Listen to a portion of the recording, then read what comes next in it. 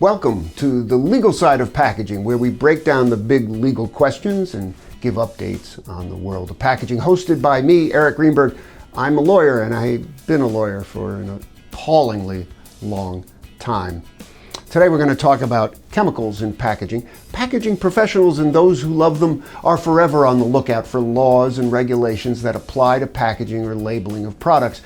And while it doesn't happen all the time, every now and then a law directly places new burdens or requirements on packaging as such, a lot of times relating to environmental issues. And one important example we're going to talk about today is that for decades there's been a law in about 20 US states that requires packaging materials to have limited amounts of some heavy metals in them. Packaging can't have more than a total of 100 parts per million of lead, cadmium, mercury, or hexavalent chromium, and they can't have any of them added intentionally.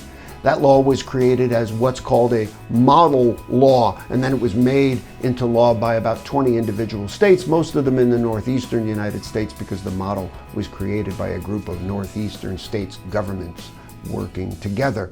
And what happened was that because packaging makers and users want their products to be sold in all those states, that heavy metals limit became essentially a national or even an international standard that packaging makers are routinely expected to meet.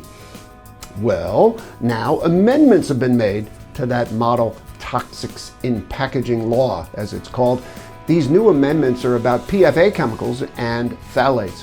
What does the new model law say? Well, it adds the class of perfluoroalkyl and polyfluoroalkyl substances, PFAS, and orthophthalates as so-called regulated chemicals. And under the newly changed law, a package or packaging component would be prohibited if PFAS has been added intentionally during manufacturing or distribution in any amount, and there shall be no detectable PFAS in any package or packaging component. The new model law also would prohibit sale or distribution of a package or of packaging components containing phthalates that have been intentionally added, and the incidental levels of them couldn't exceed 100 parts per million by weight. The revised law also sets general safety standards for any chemicals used to replace those limited ones.